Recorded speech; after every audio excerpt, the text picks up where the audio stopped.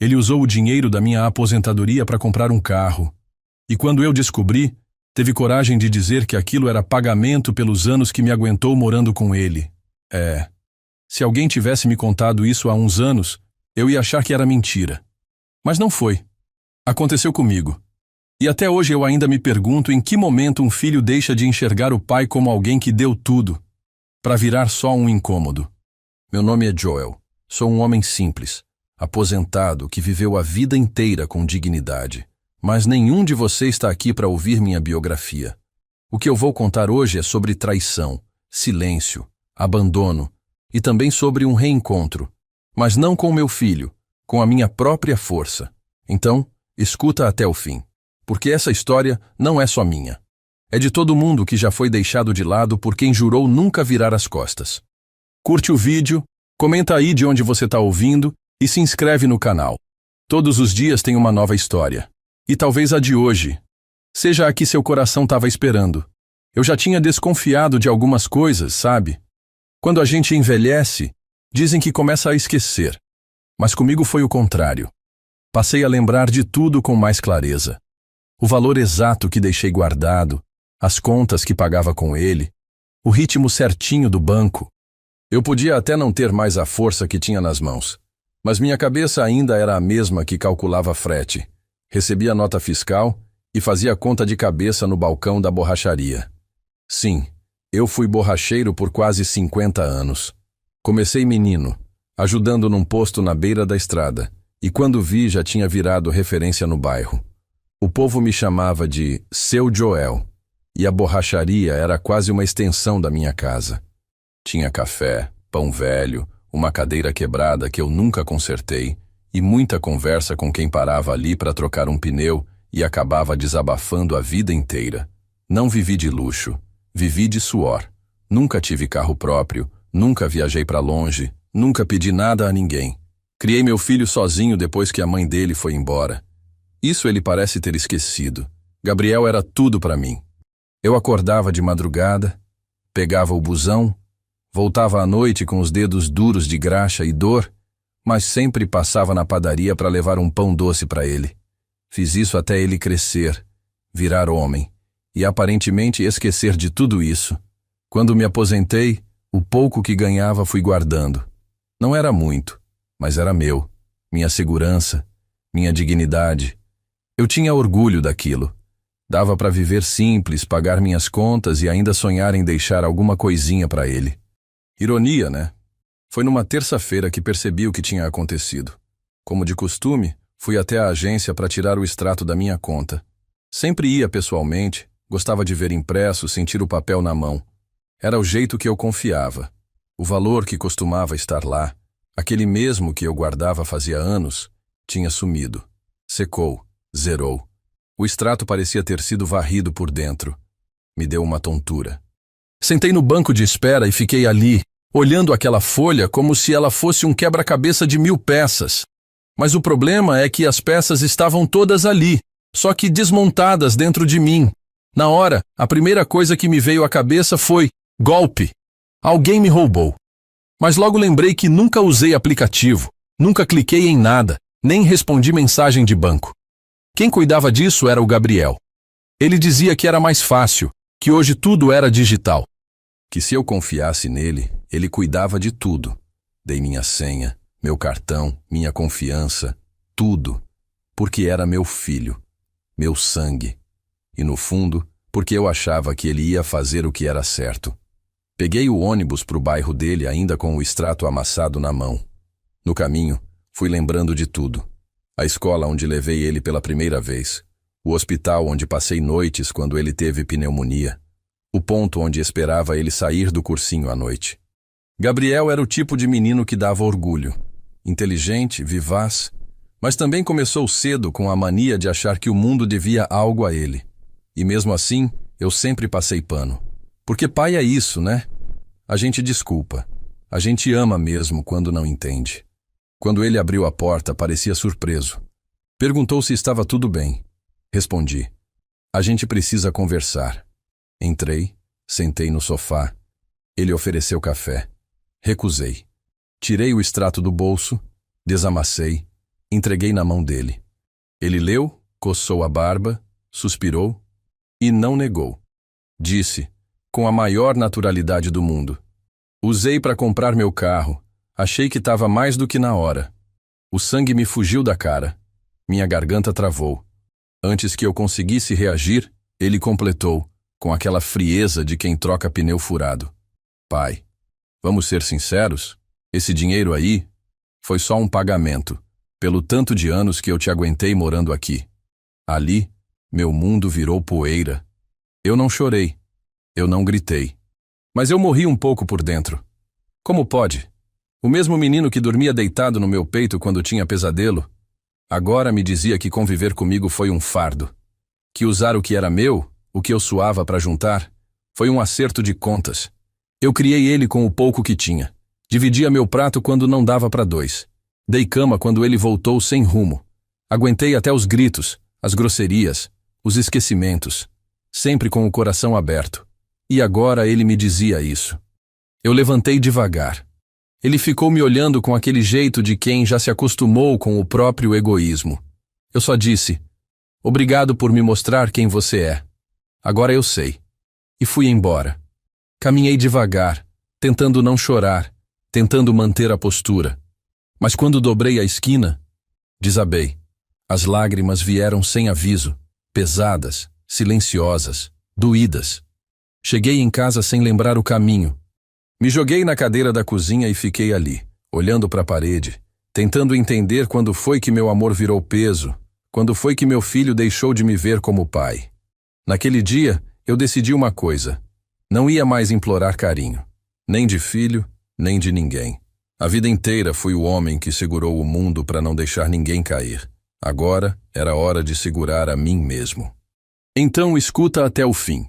E se essa história mexer contigo, comenta aí de onde você está ouvindo e segue o canal. Todos os dias tem uma nova história que talvez fale direto com o seu coração. Depois daquele dia, o silêncio virou parte da casa. Um silêncio pesado, espesso, que não vinha só da ausência de vozes, mas da ausência de sentido. Eu acordava, fazia meu café preto na chaleira velha, sentava na cadeira da cozinha e encarava a parede como quem espera alguma coisa que não sabe se vem. A conta vazia, o bolso mais ainda. Mas não era isso que mais doía. O que me machucava de verdade era o sentimento de que meu amor tinha sido usado como moeda. Como se tudo o que eu dei tivesse virado um tipo de crédito que ele agora achava que podia sacar, gastar e jogar fora. Os dias passaram devagar. Eu comecei a evitar sair. Não tinha mais disposição para conversar com ninguém, nem vontade de ouvir aquele tipo de conselho que só machuca mais. Ah, mas ele é seu filho, dá um tempo que ele volta. Pai é pai, filho é filho e família é sagrada. A verdade é que ninguém sabia o que era escutar o próprio filho dizer que o suportou como se fosse um peso, e não tinha oração, nem ditado de sabedoria popular que curasse esse tipo de ferida. Naquela mesma semana, eu fui até a agência de novo. Pedi ajuda do gerente, um rapaz novo, educado, que ficou desconcertado quando viu os saques. Ele puxou o extrato detalhado e me mostrou. O dinheiro saiu em 3 transferências feitas pelo aplicativo no celular. Uma delas, no valor exato do carro que meu filho estava dirigindo. Outra, dias depois, para pagar o IPVA. E a terceira, para uma conta de restaurante. Dessas que a gente só vê em foto, porque nunca teria coragem de entrar. Ele tentou ser gentil. Disse que poderia abrir uma contestação, que talvez houvesse alguma chance de reversão. Mas aí perguntou se eu tinha autorizado alguém. Eu não consegui mentir. Disse que era meu filho, que tinha a senha, que eu confiava. Ele me olhou com pena. Aquele olhar de quem não tem coragem de dizer: o senhor foi passado para trás por quem mais confiava. Voltei para casa com aquele papel novo na mão, mais frio que o primeiro. E no meio do caminho, vi o reflexo da minha imagem numa vitrine. Era como se eu não me reconhecesse. Um velho de camisa puída, ombros curvados, com a alma derrubada. E ali, olhando para mim mesmo, eu lembrei de uma frase que meu pai dizia quando eu era novo. Cuidado com quem você carrega no colo, que um dia pode te empurrar da cadeira. Na época eu achava exagero. Hoje, Parecia profecia. Fiquei uma semana sem falar com ninguém. Nem com a moça da padaria que sempre puxava conversa, nem com o seu Osório da venda, que toda manhã me chamava para jogar conversa fora. Era como se eu tivesse ficado menor. Não em altura, mas em presença. Não queria que ninguém soubesse o que eu tinha passado. Vergonha? Talvez. Mas também era dor demais para explicar em voz alta. Foi numa dessas manhãs silenciosas que decidi abrir o velho armário onde guardava minhas coisas antigas. Enfiei a mão lá no fundo e puxei uma caixa que não abria fazia tempo. Dentro tinha foto, papel velho, lembrança. Peguei uma carta que o Gabriel me escreveu quando tinha 8 anos. Pai, você é meu herói. Um dia vou te dar um carro bonito e te levar para ver o mar. Li aquilo e tive que me apoiar na beirada da pia para não cair. Aquele menino se perdeu. Eu não sei onde, nem quando. Mas eu sei que perdi ele. Depois daquele dia, passei a acordar mais cedo. Comecei a escrever num caderno velho, só para organizar a cabeça. Lembrei de um conselho da dona Elza, uma vizinha antiga, que dizia que quando a alma dói, a caneta ajuda. E ajudou. Escrevi sobre a borracharia, sobre as vezes que o Gabriel chorava de saudade da mãe, sobre as noites que eu varria o chão e rezava baixinho para dar conta de ser pai e mãe ao mesmo tempo. Escrevi sem raiva, só com o peso do que não volta. E um dia, enquanto eu escrevia, alguém bateu palmas no portão. Achei que fosse engano. Levantei devagar. Olhei pela janela. E meu coração deu um salto estranho. Era ele, o Gabriel. Camiseta bonita, cabelo penteado, óculos escuros na cabeça. E do lado de fora, o carro. O carro que ele comprou com o meu dinheiro. Meu sangue ferveu, mas a alma congelou. Ele me olhou por um tempo. Não falou nada, nem pediu para entrar. Só disse, pai, eu vim devolver a chave. Estendeu a mão com o chaveiro pendurado. O carro é seu, eu não quero mais. E ficou esperando alguma reação. Eu não disse nada. Só fiquei olhando. Ele baixou os olhos e completou. Me multaram, bateram no carro, tô cheio de dívida. E acho que fiz besteira. Disse isso e ficou parado, com aquele ar de quem pede desculpa sem ter coragem de pedir de verdade. Eu não peguei a chave, só disse. Você já levou o que queria, agora leva o que sobrou também. Vai. E voltei para dentro. Não bati a porta, só fechei, devagar. Como quem já aprendeu que às vezes o maior grito que a gente dá é o silêncio. Naquela noite, dormi com a sensação de que o mundo tinha diminuído. E não foi só o barulho do portão fechando atrás do Gabriel que ficou ecoando na minha cabeça. Foi o que veio depois. O silêncio dele, o olhar dele, o jeito como estendeu aquela chave esperando que eu dissesse alguma coisa, qualquer coisa. Mas eu não disse, porque naquela altura palavras já não bastavam. Eu já tinha dito tudo.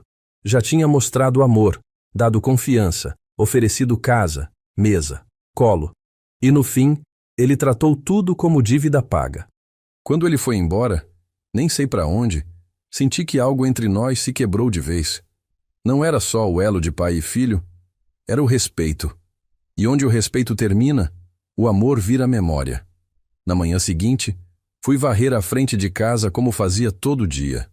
O sol ainda nem tinha saído direito, e a rua estava molhada do sereno da madrugada.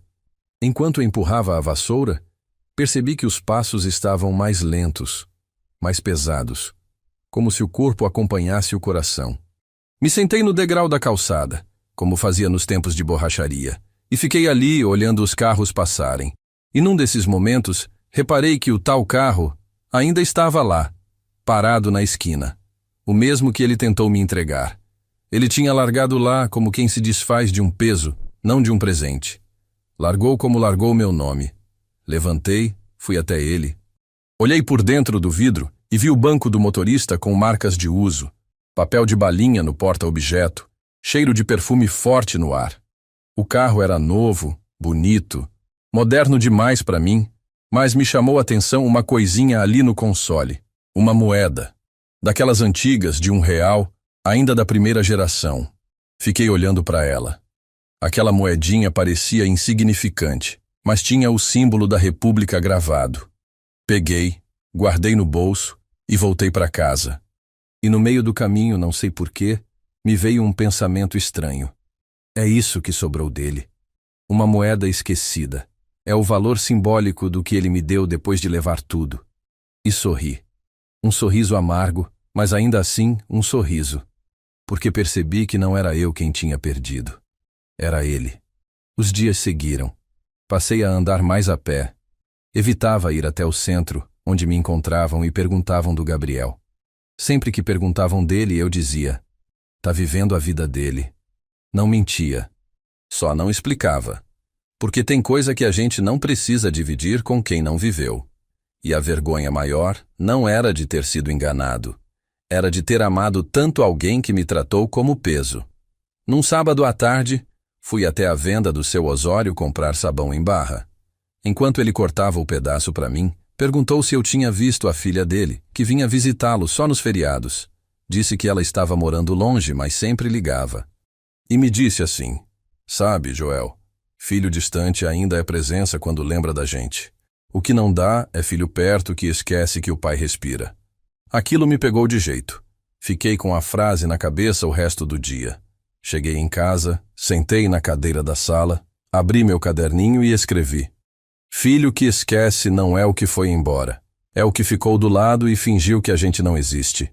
E escrevendo isso, olhei de novo para a moedinha. Estava na mesinha ao lado da poltrona. Era tão pequena, mas me lembrava todos os dias do que sobrou, do que ficou. Naquele mesmo final de semana, recebi uma visita inesperada. A Júlia, neta do meu vizinho, apareceu na minha porta com um prato de pão de queijo que ela mesma tinha feito. Disse que lembrava de mim ensinando ela a encher pneu da bicicleta quando era pequena, que nunca esqueceu o jeito como eu falava com paciência. Ela agora era moça, uns 20 e poucos anos, estudando enfermagem. Sentou na varanda e ficou conversando comigo, e pela primeira vez em muitos dias eu sorri com vontade, porque alguém lembrou de mim por carinho, não por obrigação. E isso vale mais que qualquer carro novo. Ela perguntou se eu tinha filhos. Eu engasguei um pouco, mas respondi: tive, ainda tenho. Mas hoje é como se ele morasse em outra frequência. Ela entendeu. Não perguntou mais. Só ficou ali, falando da vida, dos estudos, dos pacientes idosos que ela cuidava no estágio. E eu pensei, olha só, o mundo ainda tem gente boa, ainda tem afeto gratuito, ainda tem memória que cura. Antes de ir embora, ela disse: seu Joel, posso voltar outro dia para conversar mais? E eu disse: pode sim, menina. Aqui sempre tem cadeira e café. E depois que ela foi embora, fiquei olhando o portão por onde ela saiu. Tão diferente do que aconteceu com o Gabriel. Ela saiu com leveza. Ele saiu com culpa. E ali, naquele dia, com a casa em silêncio de novo, eu entendi uma coisa. Às vezes, quem a gente cria para carregar o nome, esquece da essência. E quem a gente ensina por acaso, leva a gente no coração para sempre. Na segunda-feira de manhã, acordei mais cedo do que o costume.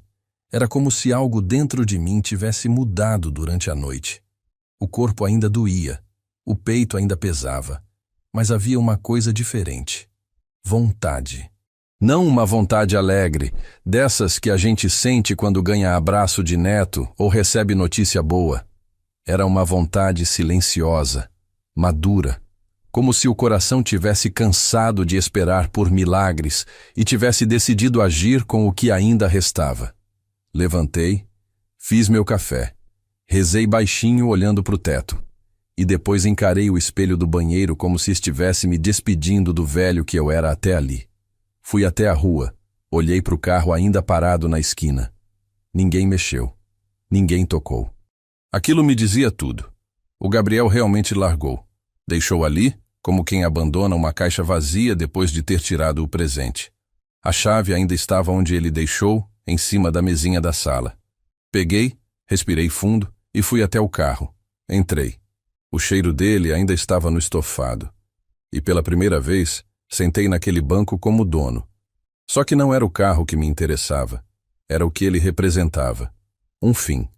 E talvez um recomeço. Abri o porta-luvas, encontrei os documentos. Estavam todos no meu nome. Isso ele fez. Talvez por medo de ser pego, talvez por costume, talvez por ainda achar que tudo era dele, mesmo quando era meu. Olhei em volta. Tudo novo, moderno, cheio de botão. Mas o que mais me chamou a atenção foi um papel amassado com o orçamento de uma concessionária. Ele tinha planejado tudo, até a cor do carro, mas não planejou o depois. Dirigiu o carro até o centro devagar, sentindo o volante leve demais para quem passou a vida com calo nas mãos. Estacionei em frente à papelaria do Miro, velho conhecido dos tempos da borracharia.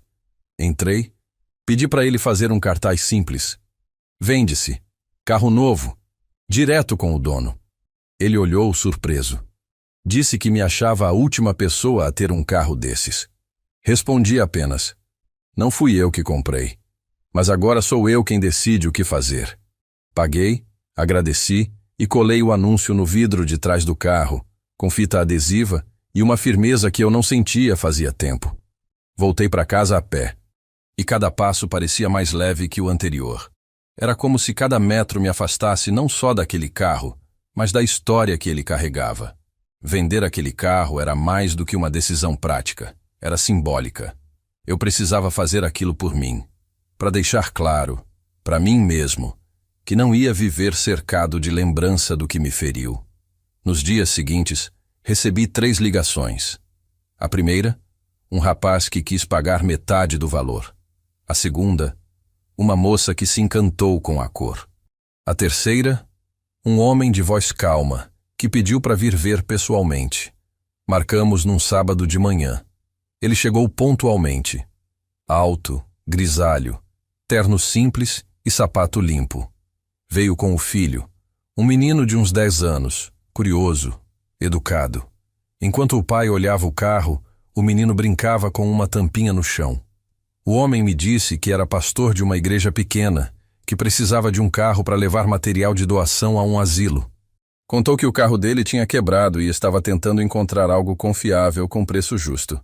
Eu não sei explicar o que senti, mas algo no jeito dele, no modo como olhava o filho com carinho, na simplicidade das palavras, me deu paz. Poderia ter pedido mais. O carro era novo, valia o dobro, mas eu fiz o preço certo. Ele me pagou ali, na hora, em dinheiro. E enquanto contava as notas me disse: que Deus abençoe o senhor. Isso aqui vai servir muita gente. Vai levar cuidado para quem foi esquecido. Eu sorri. Pensei: então tá certo. O carro que nasceu do egoísmo vai virar ponte para a generosidade. Assinamos os papéis e ele foi embora com o filho no banco da frente.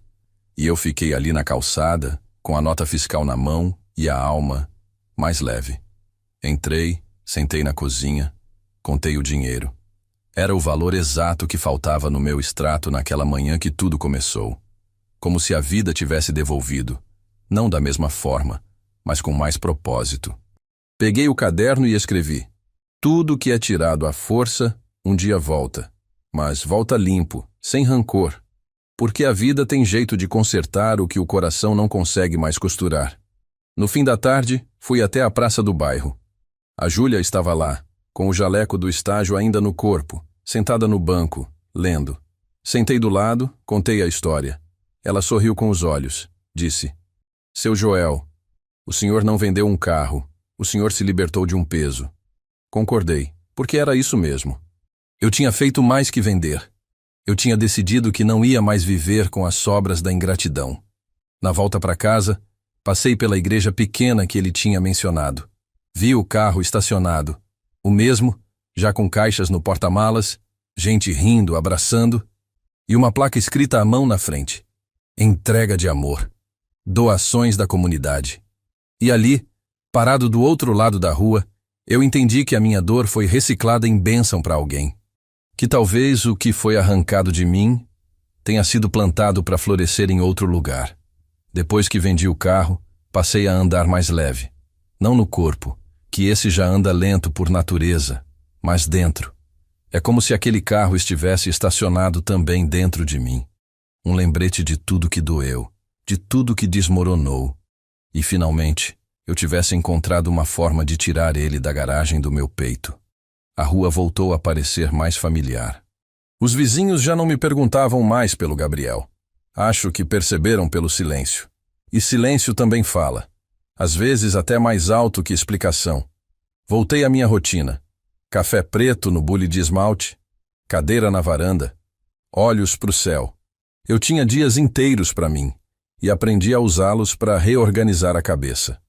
Até comecei a arrumar umas gavetas antigas. Encontrei contas pagas de anos atrás, remédios vencidos, fotos com moldura quebrada. E entre essas coisas, encontrei um envelope amarelado com meu nome escrito à mão. Não reconheci a letra de imediato, mas bastou abrir e ler as primeiras linhas para sentir o tempo voltando. Era uma carta do Mauro. Fazia mais de 30 anos que eu não ouvia aquele nome.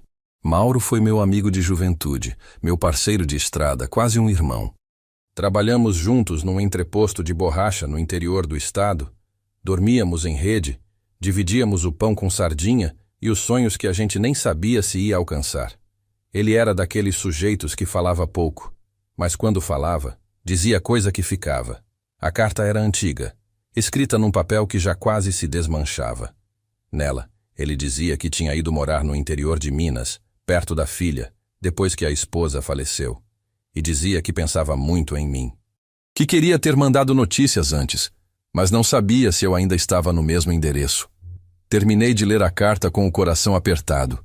Fiquei um tempo olhando para o nada, lembrando dos dois sentados numa pedra depois de um dia puxado de trabalho, tomando tubaína quente e falando das nossas famílias. Lembrei da risada dele, do jeito que me dava tapa nas costas quando a gente brigava por besteira. E uma coisa me bateu. Naquele tempo, eu me sentia visto. Não como pai, não como provedor, não como homem velho, mas como pessoa, como alguém que era bom só por existir. Peguei o telefone velho e fui direto para o Google. Joguei o nome da cidade e, para minha surpresa, encontrei o nome dele na lista de voluntários de um grupo de ajuda comunitária. Tinha um número. Liguei sem pensar muito, com o coração disparado, como um menino que reencontra um pedaço da infância. Chamou 3 vezes, e quando atendeu, bastou um alô para eu reconhecer. Era ele. Mauro? Joel? Ficamos uns segundos sem saber o que dizer. Rimos, e o riso desatou tudo. Ele ainda lembrava de mim como se o tempo não tivesse passado. Disse que tinha me procurado anos atrás, mas não achou nada. Perguntou se eu ainda mexia com borracha. Respondi. Agora só com o coração esvaziado, igual pneu furado. Ele riu alto, e eu ri junto. E naquele instante, senti algo renascer. Conversamos por quase 1 hora. Ele contou da filha, dos netos, do pequeno sítio onde vivia agora. Disse que plantava couve, criava galinha e lia a Bíblia de manhã e o jornal à noite. Disse que sentia falta de conversar com alguém que o entendesse. E eu disse, então somos 2. Ele me fez um convite. Vem passar uns dias aqui. Só uns dias. Sem pressa, sem obrigação. Só para botar a conversa em dia. Eu hesitei. Disse que já estava velho para essas coisas. Mas ele insistiu.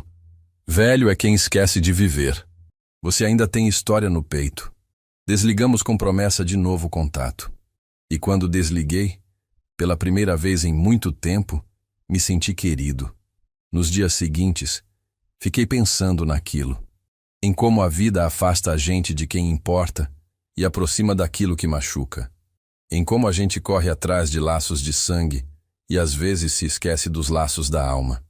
Gabriel, meu filho, era meu sangue, mas o Mauro sempre foi meu irmão de coração. E talvez, agora, fosse a hora de reencontrar pelo menos um pedaço do que eu perdi. Na sexta-feira, coloquei umas roupas na mala. Peguei o caderno onde escrevia meus desabafos e coloquei junto. Levei também a moedinha, aquela que achei no carro. Não para lembrar da dor, mas para lembrar que até das coisas pequenas pode nascer uma mudança. E saí. Peguei o ônibus para o interior com a sensação de que estava voltando no tempo. Vi pela janela as plantações, os pastos, as cidades pequenas que pareciam ter parado em 1980. E no coração, a certeza de que eu ainda tinha estrada. Que mesmo com o abandono, mesmo com o golpe, mesmo com o silêncio, eu ainda era alguém com história. E que merecia ser ouvido. A estrada era longa, mas eu não sentia cansaço. Cada curva que o ônibus fazia parecia limpar um pedaço da tristeza que vinha me acompanhando há meses. As paisagens iam mudando. Pasto verde, morro com vaquinha magra, cerca de arame farpado e casinhas simples com roupa no varal. Eu olhava tudo aquilo com um aperto bom no peito, como quem volta para algum lugar que nunca foi, mas sente que pertence. O banco do ônibus era desconfortável, mas minha alma estava num lugar mais leve. Eu estava indo ao encontro de uma parte de mim que eu nem lembrava que existia. Cheguei no final da tarde. A rodoviária era minúscula, uma casinha com telhado velho e chão de cimento grosso. Desci com a mala na mão e o coração batendo como nos tempos de juventude. E lá estava ele, de camisa xadrez, boné desbotado e um sorriso que o tempo não apagou. Mauro me abraçou com força. Não disse nada. Só apertou os braços ao redor do meu corpo como quem segura alguém que quase perdeu. Eu retribuí o abraço com os olhos molhados. Era como voltar no tempo. Como se a gente tivesse 20 e poucos anos de novo, só que agora com os cabelos brancos contando outra história. Fomos a pé até a casa dele. Uma casinha simples, com varanda de cimento e 2 cadeiras de madeira gasta. No quintal, galinhas soltas e um pé de limão carregado. O cheiro de mato molhado, o som dos grilos e o silêncio da roça me fizeram respirar fundo, como se meu peito abrisse depois de muito tempo fechado. Entramos. Ele me mostrou o quarto arrumado com um lençol limpo e uma toalha dobrada em cima da cama. Me tratou com um carinho que só se encontra na amizade verdadeira. Sentamos na varanda, como nos velhos tempos. A cadeira ao lado da dele tinha o nome da esposa gravado nas costas. Lúcia, escrito com ferro quente. Ele contou que ela tinha partido fazia 5 anos, dormindo tranquila, sem dor. Apontou para a cadeira e disse: ela sentava aqui toda a tarde para ver o pôr do sol. Desde que ela se foi, ninguém mais ocupou esse lugar. Eu entendi o que ele quis dizer. Alguns vazios são intocáveis. Conversamos até tarde. Relembramos histórias da estrada, das confusões no entreposto, das noites em que a gente fazia café em lata de óleo e contava piada para espantar o medo da solidão. Falamos dos filhos, das escolhas erradas, das coisas que a gente carregava no peito e não tinha com quem dividir. E ali, sob as estrelas e com a brisa morna da noite, eu senti que estava no lugar certo. No segundo dia, saímos cedo para visitar a feirinha da cidade. Todos conheciam o Mauro. Ele era respeitado, querido. Paravam para falar com ele, ofereciam doce, puxavam assunto. Ele me apresentava como meu irmão de vida, e aquilo me tocava de um jeito que nenhuma outra palavra tocava fazia tempo. De noite voltamos com sacolas de fruta, queijo e um pote de doce de leite que comemos com colher sentados na varanda. Foi ali, com o sol se pondo atrás do morro, que ele me disse algo que me desmontou. Com a voz baixa, sem olhar diretamente para mim, ele falou: Joel, eu quase morri ano passado. Infarto. Fiquei dias internado e achei que não ia sair daquela cama. Foi aí que escrevi aquela carta que você achou. Eu precisava dizer para alguém que a vida foi boa comigo, que mesmo com as perdas, ainda valeu a pena. Eu fiquei quieto, o coração apertado. Olhei para ele e vi o cansaço nos olhos, mas também uma paz que eu invejei. Uma paz de quem fez as pazes com a própria história. Naquela noite, depois que ele foi dormir, eu fiquei na varanda, sozinho. O céu estava limpo, cheio de estrela. A cadeira da Lúcia ainda estava ali, vazia, firme. E eu pensei, quantas coisas a gente deixa para depois? Quantas conversas que a gente acha que vai ter amanhã, mas não tem? Quantos abraços que a gente economiza como se amor tivesse prazo de validade? A imagem do Gabriel voltou à minha mente, mas dessa vez, não com raiva. Veio como lembrança, como um ponto final que talvez um dia vire vírgula. Antes de voltar para minha cidade, Mauro me deu um presente. Um envelope com uma foto nossa, tirada num dia qualquer na borracharia. Ele escreveu atrás, para lembrar que ainda existe gente que te vê de verdade. Eu segurei aquela foto como se fosse ouro, porque era. Na despedida ele me disse, não demora para voltar, viu? Amizade também precisa de presença. E eu respondi, pode deixar. Agora que lembrei de mim, Não vou me perder de novo. Voltar para casa depois daqueles dias com o Mauro foi mais difícil do que eu imaginava. Não porque a viagem fosse longa, mas porque o coração queria ficar. A casa dele tinha cheiro de verdade, de tempo vivido com simplicidade, de paz feita com as próprias mãos. Aqui, no meu canto, as paredes voltaram a parecer mais frias. A cadeira da cozinha estava onde sempre esteve, mas o silêncio nela pesava diferente agora. Eu tinha provado um pouco de cura, e quando a gente volta do lugar onde foi acolhido, tudo o que era normal passa a parecer meio torto. Desfiz a mala devagar. Guardei a foto que o Mauro me deu na gaveta do criado mudo, junto com a moedinha que encontrei no carro.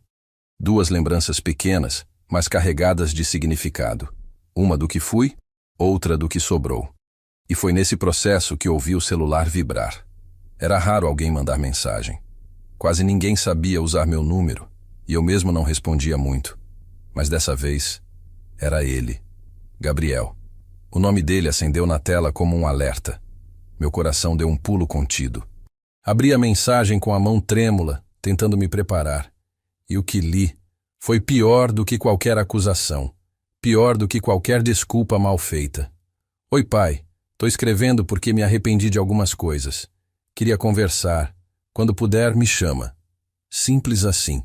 Sem vírgula, sem peso, sem nome, sem nada. Uma mensagem jogada, como quem estica a rede e espera pescar alguma coisa. Aquilo me deixou mudo por minutos. Me sentei. Reli. 1, 2, 3 vezes.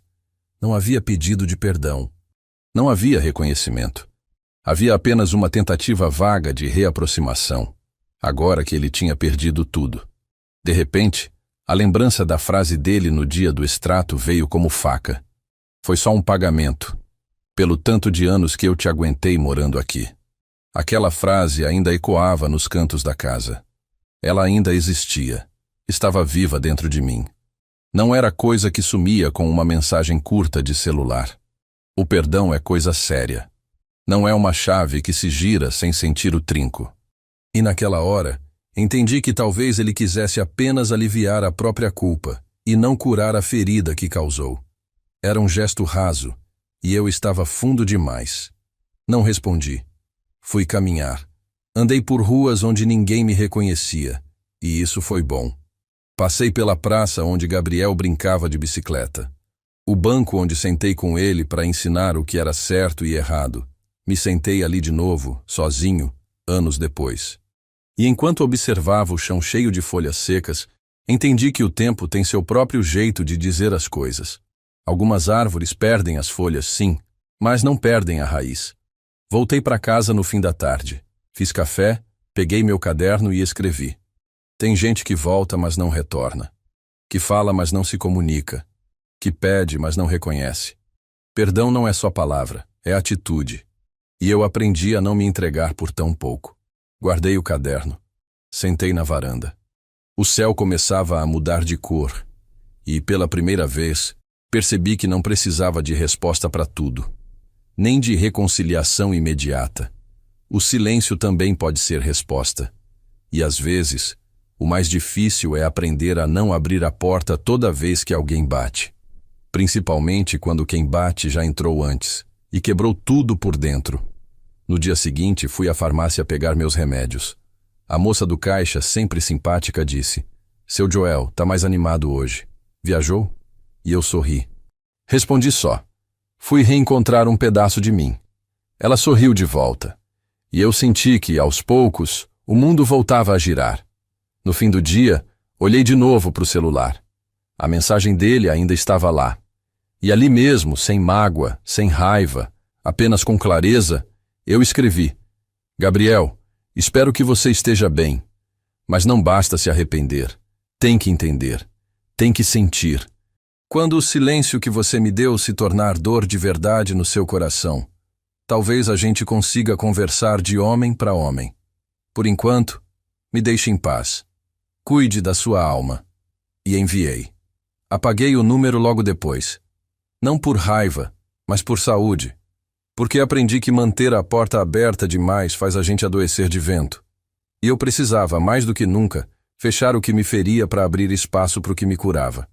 Era uma quinta-feira de céu limpo, o tipo de manhã que começa sem pressa, com o barulho dos passarinhos tomando o lugar das preocupações. Eu estava sentado na varanda, com a xícara de café já pela metade, observando o movimento da rua. Nada acontecia, e ainda assim aquele silêncio me confortava. Depois de tudo que vivi nos últimos meses, aprendi que o sossego também é resposta. Estava ali, pensando na vida, quando ouvi a campainha tocar. Levantei devagar, achando que era a Júlia, como de vez em quando, mas não era. Quando abri o portão, quase não reconheci. Era um senhor alto, magro, de paletó leve e cabelo branco penteado com cuidado. Os olhos pequenos, mas vivos, me encararam com um sorriso tímido. Ele disse meu nome em voz baixa, como se testasse se estava certo. Joel. Assenti devagar, desconfiado, e ele se apresentou. Eu sou Cláudio, irmão da Marta, a mãe do Gabriel. O mundo parou por um segundo.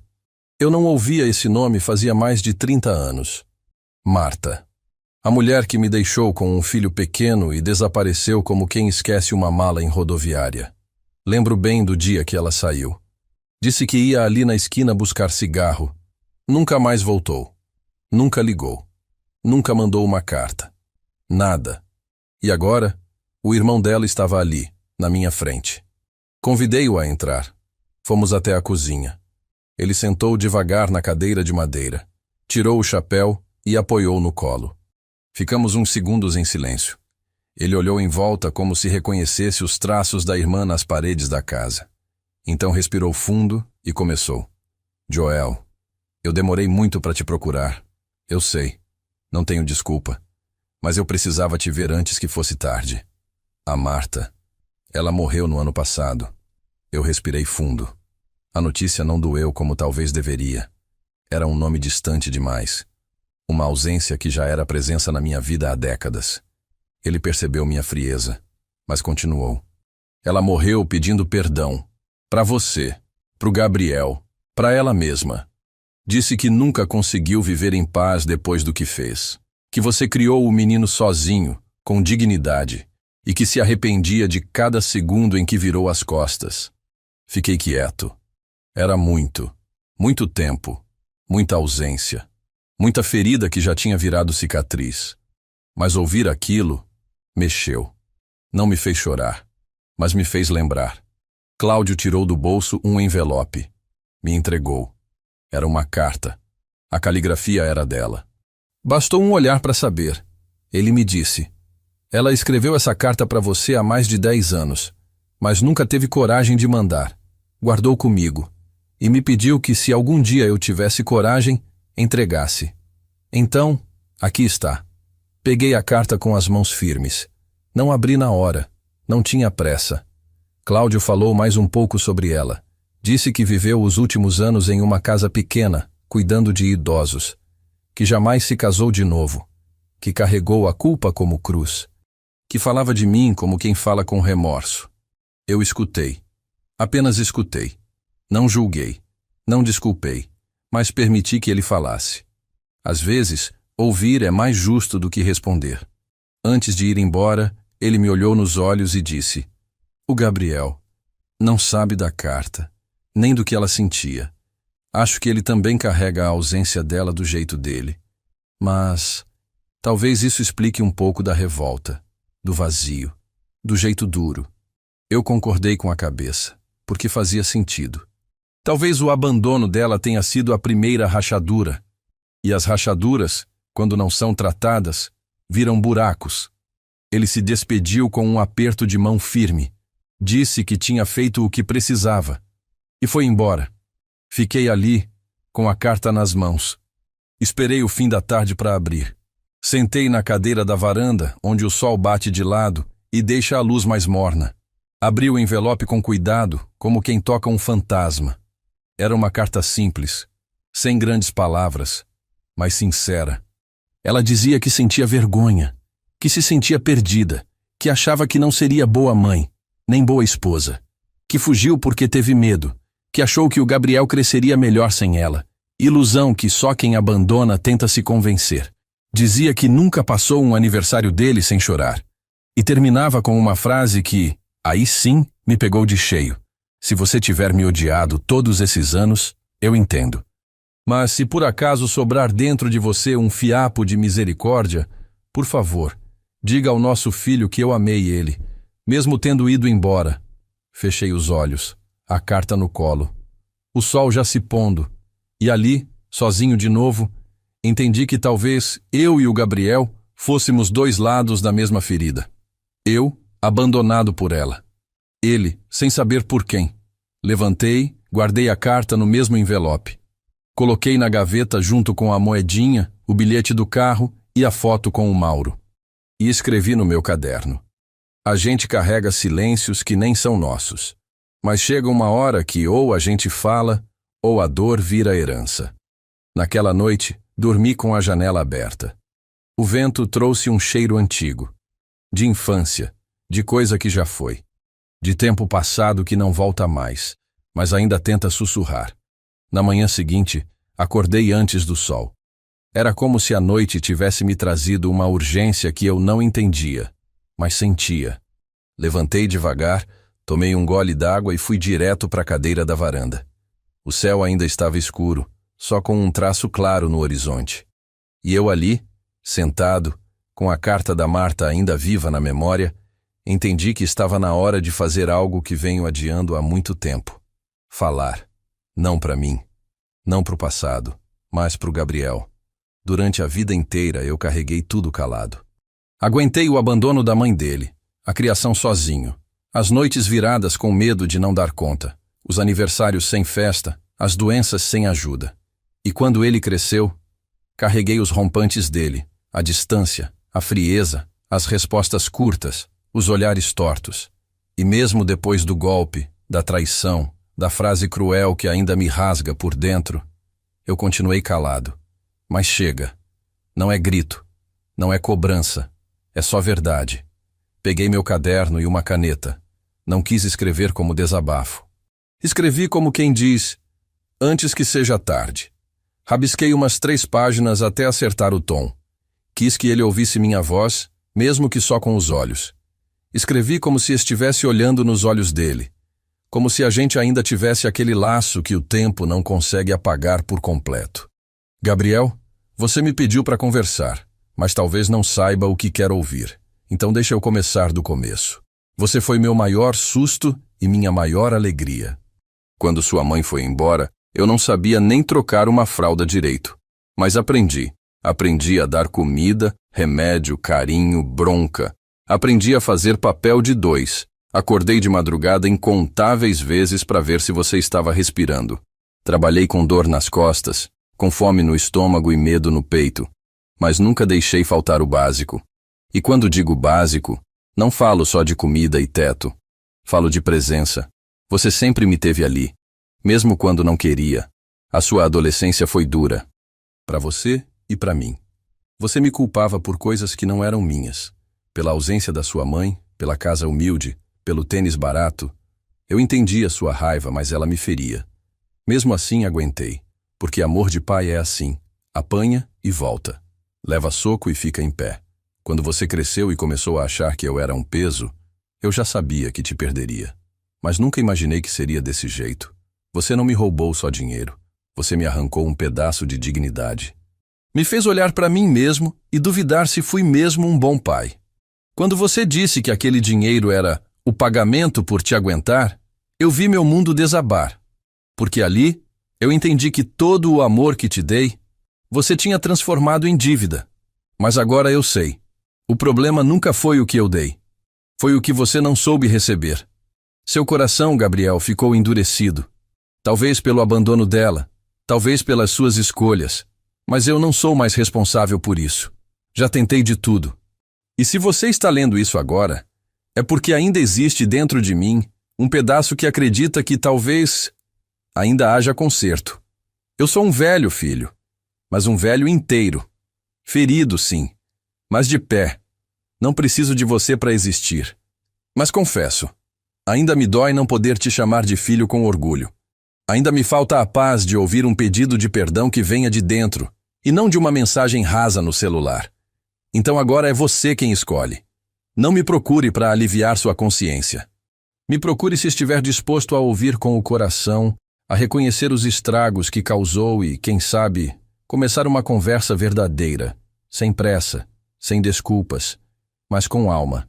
Até lá, eu sigo aqui, vivendo, aprendendo, amando o pouco que sobrou, e grato pelo que a vida ainda me deu, amigos como o Mauro, lembranças boas e a certeza de que eu fui um pai digno, mesmo que você nunca tenha enxergado isso, com a firmeza de quem não guarda mais mágoa, mas também não esquece seu pai. Dobrei a carta, guardei num envelope branco, escrevi o nome dele na frente e deixei sobre a mesa. Ainda não sabia se ia mandar.